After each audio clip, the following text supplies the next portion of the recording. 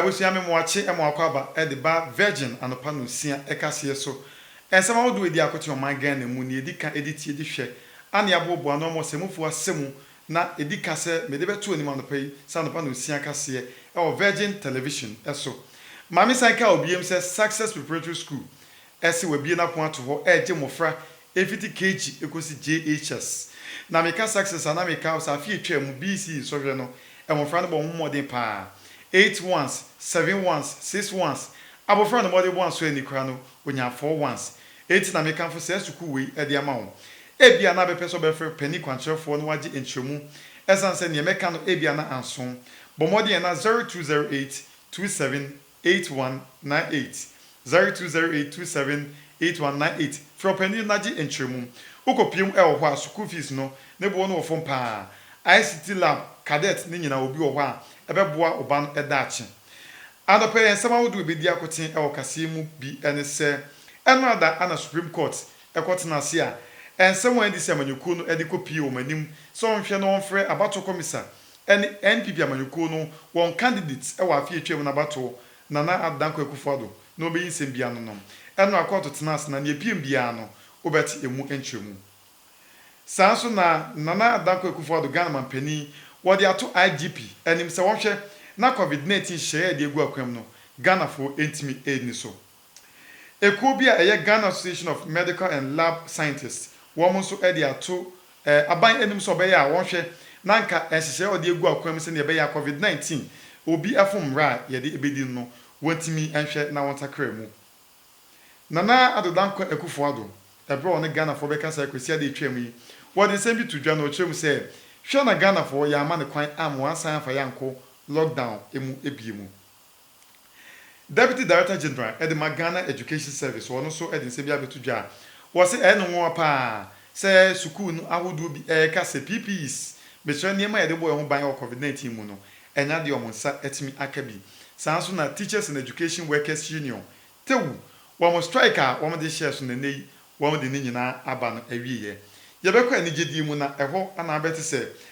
onyumtuni e friend Celestine Donko obeka ya watimi ene efia ana afia kwaboa etimi akoka bompa wo mo de nyuma bobonti so Ghana for asomumu etwabi e de abomu ye be kwa monone na yekopie wa ana abeti se Rwanda mine no ene wo mo se ene dunum na wo de si ho e de akọ lockdown bi mesanse COVID-19 ya de no apeje ne mu pa e wo Rwanda the menum ensem we NP ana abeti wa no no sia e kasi emu mi amejebre akenkan kasi medin ene pa Kwesi Dimanche ma me twa me ho na me ba me fa insumu no ento aso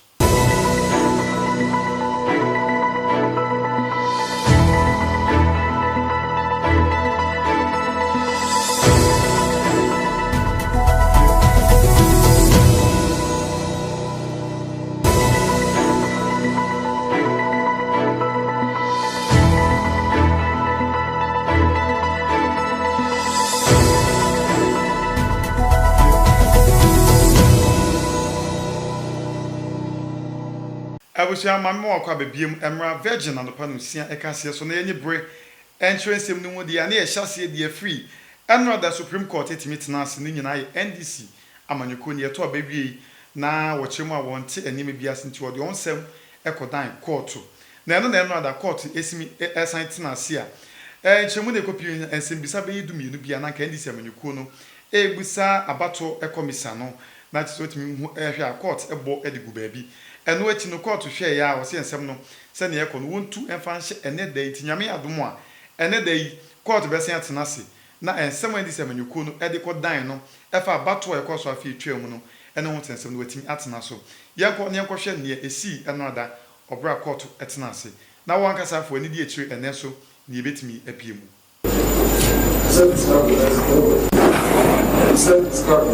yes. Of discovery. Interrogatories are part of the process. Okay, in that sense, okay.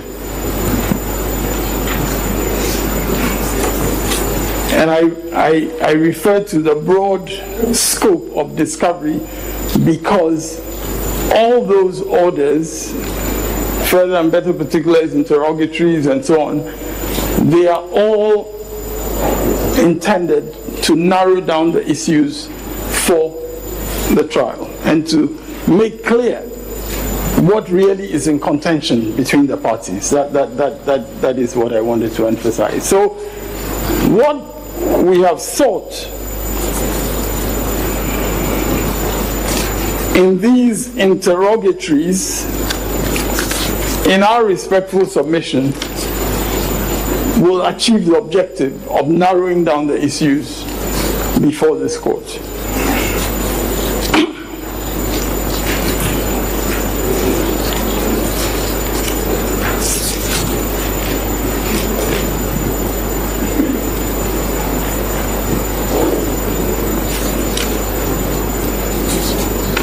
And my lords,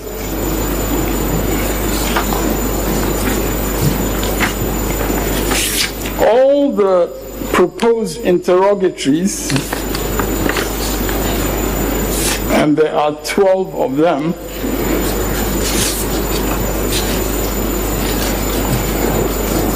in our respectful submission, are designed precisely to narrow down the issues for trial.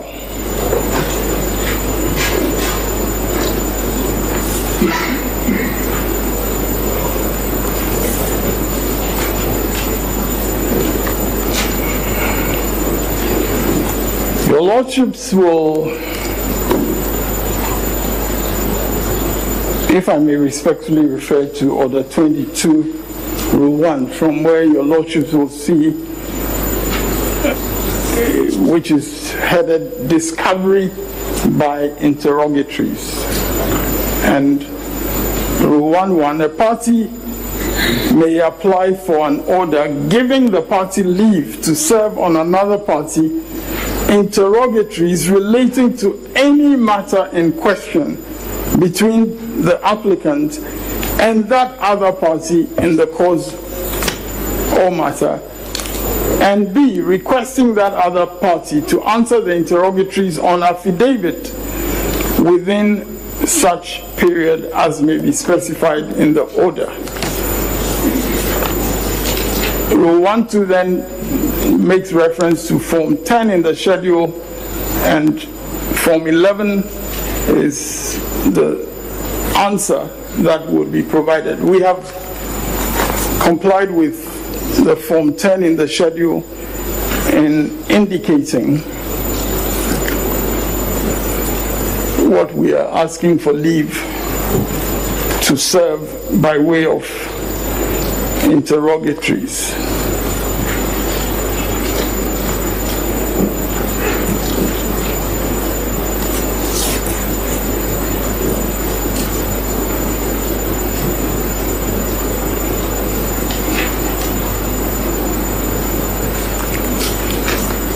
And your Lordships will observe that starting from number 1 in the interrogatories, where, before I get into the specifics, there is another passage in the Judgment of Justice that I wanted to refer to, and I would respectfully ask your leave to do that before I go into the specifics.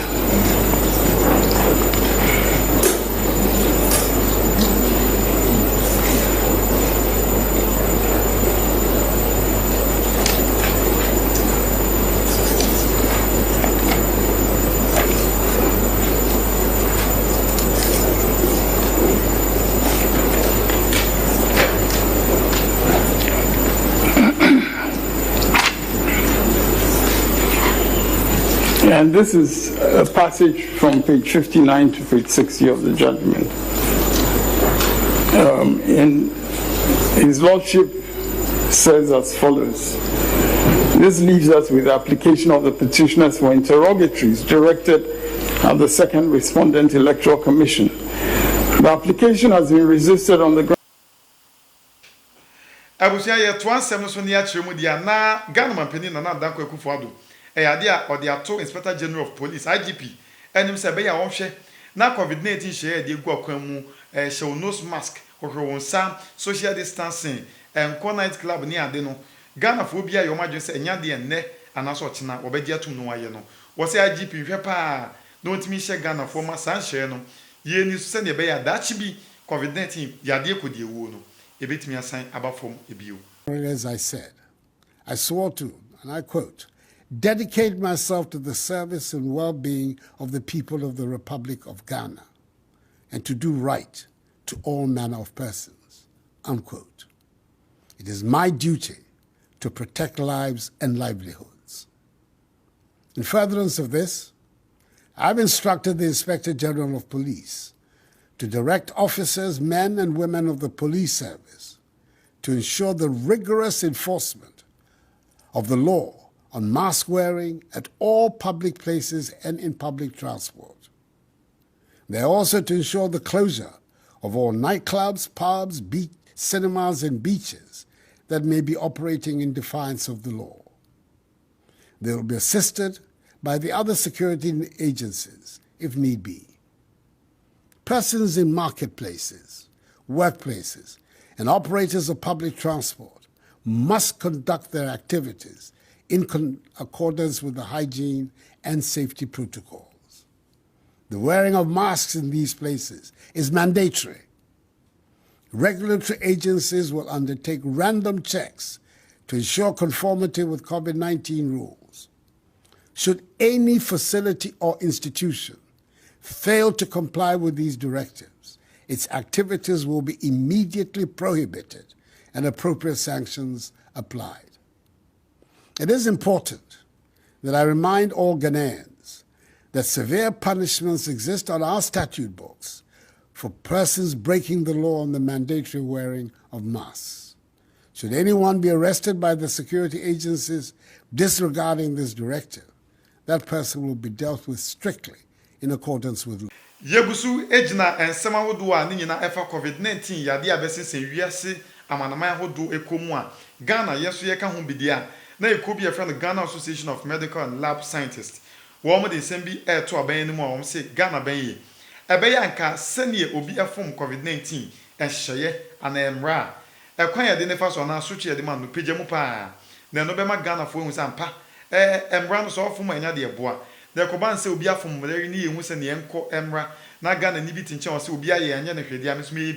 ebia na anko akoboa ehu enyehu in the sense ye nyina se ya amase de esitie no ammo yehu a awe ebeduru pempen so a emwaye. And I can tell you say yenduru ba bibia yeduru ya even at that point we didn't lock down the country. We know just a caution and yehu say pandemic no is still around. Na ye jai niema ye na awe ya ebniema begi yensem. So for me, the president's statement, our the name of and the situation as is on ground, was to let us know, say, you're responsible. You come back to the stage where we were using our face mask. You come back to the stage where institutions, near the Veronica Bucket, you are doing wherever there is a need for gathering, they're making sure the social distancing is working. For now, what's an MI? Measures we idea you say, let's get back to them. I said about what I want to say. Yemra Shafono. Emra Yadimrika, as you say about COVID-19 protocols. In some way, in my view, I say it's so much an overkill. The chill now in Shamakundi protocol, no swa. Your final say 12,000 Ghana was a saying, and I say you go to jail there for years. One way I remember, Soja Vonia police force circle, the previous Mabayama. Until let's have a social orientation. That's why a honor of social responsibility. Although the Muay fee, also bola, also we have people who follow up and come and do the check. Yet we are, trust me, as we are fighting the pandemic, we end up getting a social benefit than say the target and the focus is 12,000 Ghana jail. 12,000 Ghana jail. It's so much an overkill, they need to have a look at it. And yes, enforcers will have a challenge in using the discretion as to say, what should be done to you? If you do go police station, then the work of court. Now when that 12,000, you do go 4 years. Our prisons will be. Omampeni nana adan kwekufo ne Ghana for bekasa ekwesia de twam na ne nsem kan no ba ko ane di mu akoti pa ne se Ghana for anhye nose mask social distancing anya adwuma yɛanhwɛ no hyɛyɛ a egu akwan mu a yɛde ko yɛde ko de ewuo covid-19 no yɛ ni so a ebi adachi bi na ɛho behia paa so bɛsen ahwɛ na wasan atam taboɔ de ato Ghana for sɛ bɛyɛ Ghana for mamu mpie ne yɛfrɛ no lockdown ne bi na ɛno no mampani kyerɛ mu a yɛhwɛ paa ne yɛnhyɛ no ama wanyɛ saa deɛ no na ɛba nsa ebia na akɔboa. As we take these big steps to go back to school, your attitude, your behavior, your self-discipline will decide whether or not our schools will remain open. I'm pleading with you. Please observe the COVID-19 protocols at all times. You must maintain the level of discipline and sense of responsibility to stop the virus from spreading in your schools and for those students at home as well. Wear your masks at all times. Wash and sanitize your hands regularly. Protect yourself. Protect each other. Protect your teachers. Protect your parents. But please, do not give me a reason to close down schools again. I pledge to do my best to keep your education going. I want you to assure me, your parents, your teachers, and society as a whole, through your actions, that you will do your part as well. Ghana Education Service yɛbɛka ya enche bia ana odi hye gu akwan mu a na otwi mu a esukufo etimi bie ya efi KG ekosisi ni high school ana mpusuapon awodo no wo nyina ahya ase omo ko school na eno na ensem bia beto monten so na headmaster fo bi ni ade kyemu a ade a PPEs anase akade ebeboa ama obabɔ koso pa e school ahodum na nya de school ni bi nsaka eno na opani kwanhwefo na ye director general na be de etire e de ma Ghana Education Service ya beto dwa se wono de enya de a oya we anase woni mpuse bibisa e ko se schools ni bi enya de omanya PPEs no ebi Efiri sɛ yadeɛ kodie wo COVID-19 eba besensen yenkom mu na ema nneɛma nyina ɛyɛ bisi basa na wo ba manga na mu asuku ahodoɔ ni nyina yɛtutu mu sɛ de ɛbɛyɛ yadeɛ no ebetimi abrɛ ase ɛno na bra no nyina na Ghana yɛ mampani na nadoda kwakufuado wɔne yɛn ɛbɛkasa sɛ de ɛbɛyɛ ebiri bi bɛba wo betimi abie suku no na enkoda no etimi akɔ edwuma ɛno ɛna enkyɛ yɛ bi a abrewa eyi poma kwan mu a na nadoda kwakufuado obi esuku ahodoɔ sɛ enkoda no wɔmo enko no mu nkosua adeɛ ɛno nti wɔkasa no wɔsan de tua so sɛ ɛyɛ nhyehyɛyɛ ahodoɔ a wɔde gu akwan mu ɛsɛn coronavirus no enti no suku ahodoɔ no ebedi so sɛ de ɛbɛyɛ ɛbɛboa na bɔ nkoda no ɛho ɛban ɛne akyerɛkyerɛfo a wɔn nso ɛwɔ suku no mu ɛho ɛban ɛno ɛna wɔde tu dwa sɛ ɛyɛ ade a asoafo wɔn ɛhwɛ yɛn ho masua so ɛwɔ man Ghana mu ɛne wɔn a wɔhwɛ coronavirus no ɛho nsɛm so wɔn bɛboa ɛne aban ne nyina bɛka bom na wɔn ama nkoda no ana suku ahodoɔ no ɛnneɛma bi ɛte sɛ Veronica bucket sanitizers, tissues, ene nua ekeka ho nyina sɛ de ɛbɛyɛ a enkoda no wɔn betimi de abɔ wɔn ho ɛban ɛno ɛna ne wu kopie mu ɛwɔ atɔyɛ mantam a empanifo wɔn ɛwɔ hɔ ɛne suku ahodoɔ no ɛka sɛ ɛyade wɔn de saa nneɛma yi wɔn enya ehunu bi esan sɛ wokɔ suku ahodoɔ ɛwɔ atɔyɛ mantam a ɛyɛ sanitizer Veronica bucket ɛdeɛn a ɛka ho nyina no wɔn nya enya bi ɛno ɛna ne opani a Odi lawyer Anthony Boatin wono ena ye deputy director general wodi ababetu edwa se eyade a asoafo ananse hyehyeye a edigu akwamu no eyade a omo edi so pepepepepe enu ntino se mensini bi ewo ho na se wonya saa nneoma yi ebia na ene empanifo no wo mo nim ho hwe enu nti empanifo ewo ho no wo mo moden so ombetwo suku ahodo ewo ho na mo de aba se de ebe ya wo mo de saa nneoma ni nyina ebekwakoma wo mo esense obi bia eyetimamuni ena ye national cake nso de yeche ema obibia enye bi enu nti yenyi obia emfirim enti mpanifuo no emu womu eni na ho na suku bia wonya saa akade no ebi no womu din ebeba na womu ede akwakoma womu se de ebeya Ghana ebenya na yegusu ejina suku nsemu ade na Teachers and Education Workers Union tewu womu de strike share so tietua pa se wo hwe odwuma yim na ni me bi ho ekoso a enhye da entwa yi nti obeto ho egumonti so anan po betena fi anya de a obekọ na wakwakoye adwuma enei no bibia etia ba na wi ya wɔde on strike ni nyinaa etimi aba na wiye. Enche bia ene babeto edwase dwumaku a ede tewu meche achechefo wo mo ekyirade ewo Ghana sukupon ahodo no emu omode babeto edwase enam se wo mo ensem bia omode kwoto aban ene ne mpanifuo anim efa neoma omode kyire ade empo wo mo akatua ho a aban ene ne mpanifuo ebu wo mo ani egu suo ne ntim wo mo eti etua eno ema Ghana num bi ekasa bebre se wo mo hwa eyade a amanyoko ahodo no ena hye wo mukutu pase wo mo enye sa eno enam so emma oswafo wo hwe Ghana ye homasua eso ede babonten se wo besere wo mu se enka wo mo enhwe enkoda no se wo mo adesua mu ebekọ enkan ne wo mo enhwe se empo so mbeti atua wo mo ebeye no emre foforo bia ebeba na mmom enye sabre ene wo se wo mo ti atua ewo abra enkoda na kogu fie a afei ene wo mo ebie school no ena wo mbeti atua eno ene nei tewu omodi aba betu edwase ewo mu se akoda de se wo ye bibi na se pani tufu a ewo se wutie esan se pani wo hwe woni hwe kura no wo abatwe enu nti no enei wo mo ede krata tententen akoma mpanifo se eyade atua no wo mo ene kan se nka ombeti atua nanso wo mo eboa eyade a strike no wo mo enya ankobi afi yento akase ne so ne nkopi mu anigedi mu na enche bia anonymtuni a won de nanka gospel ana woye Celestine Donko wono etimi de no ko fam eye wona woye wiasenwom akoboa na efe sister fia se be ya onye nwom kama pa na Ghana fo ni nye ho asemi by Ghana fo si won etukwa pai ade na obi a wotonwom ema Kristo na ne wodo ho akobo wona wo wiase se mo ntonwom enya sem kuma akra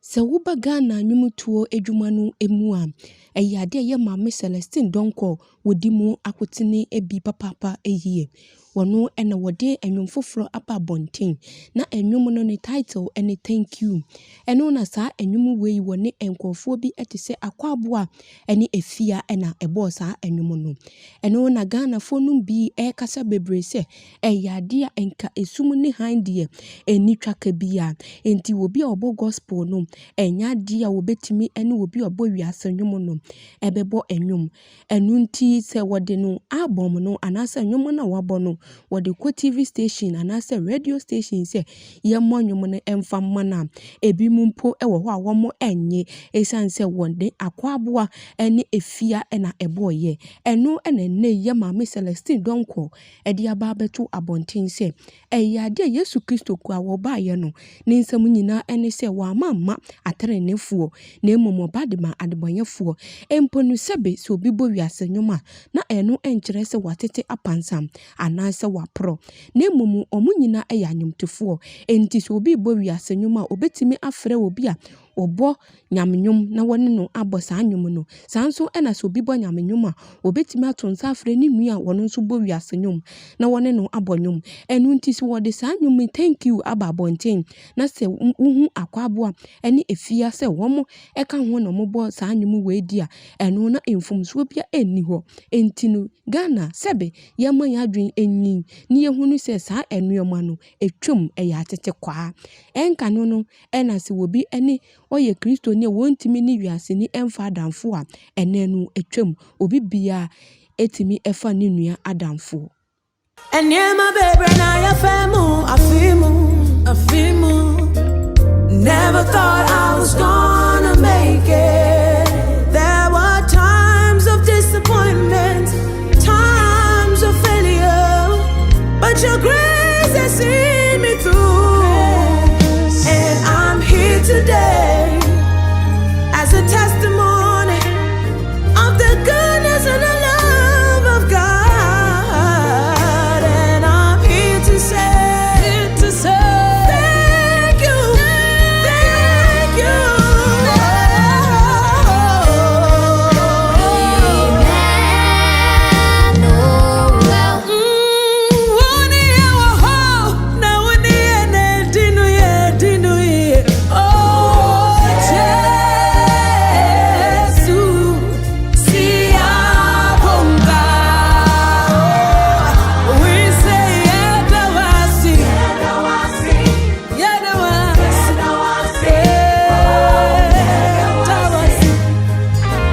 ma mi twa me ho na afa me ba me nkɔ wie kase no ɛwɔ amanfoforo so.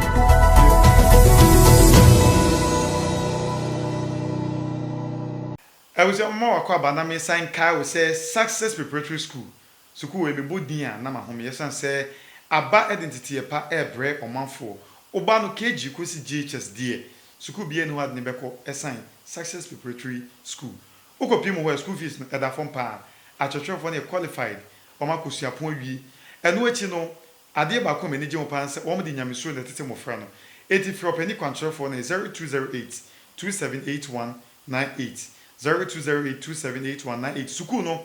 adeso epoye mantemu adeso ensam kwantempono eso ane suku bomodin na ene ya me no kase to anamo na dachi bi unu ho eda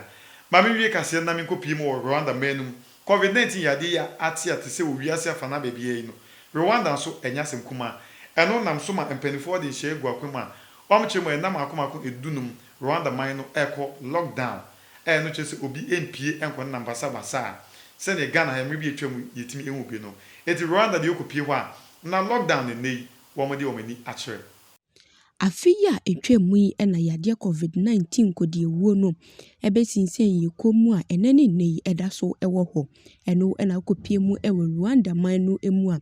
eyade a wo mampani ede lockdown akoto wo ahinkura ede Kigali eho na lockdown wode ato wo so se na makomako dunum wo fanko lockdown esanse yade no ma na ema ne humni so sanso na dodo na efemu ehwere wo enkwa nunti no wo enko lockdown no emu no na wo bibia eni akwanya se wo bepie akọ baby sanso na wo bibia eni akwanya se wo befro car se wo tukwan afiri oman no so na wakọ oman foforo so sanso na omo nso omo ye abanye dwuma ene ankura dwuma bia no enti na wo mu fie na wo mo nye saa adwuma no eno na Rwanda mampani kasa no wode to aso se wo hwe se lockdown no ebeye dwuma se de ebeya ebeboa na aboa ama womo a womo efemu ehwere womo nkwa empo no womo de yade no efiri baby ekọ baby no ano bebre ase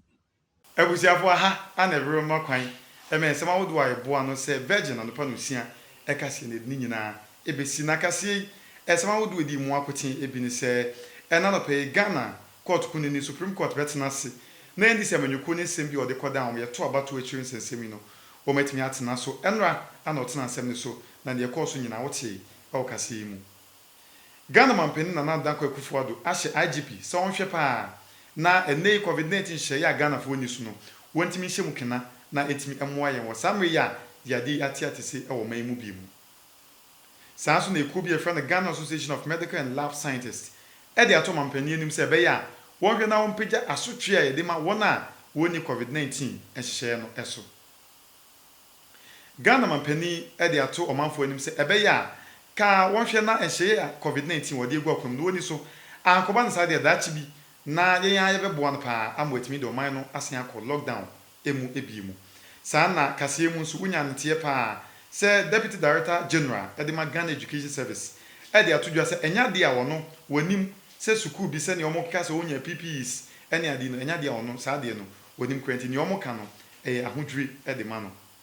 tewu enso strike a wode share so na sentem no enei wode ni nyina ba na wi ya wo san akọ no akoto dwumedie so e wo school ahodo no emu eni je die mu so wote se Celestine donko nyumtuni a woto gospel na wona woto wiase nyum bi akoka bom ayanyom no Ghana fo etwa bon pa enye asemkuma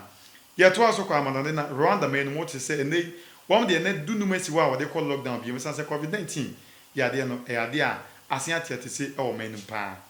esem wei ene sem a wote wa no pa no sia e ka se emu mamenka success ese bra na betro benedi na ene humesua ya pegem e de akọ abefu mu no won fa santetie no emoa oba no for 0208278198 anase to anamon ebepie mu adeso epoye mantem mu na nkitahudi bia woni penifo emra emedi mi amje bre ekenkan kase ma medi ene pa kwesi dimanche nyame yadomo a wochina obesia tienka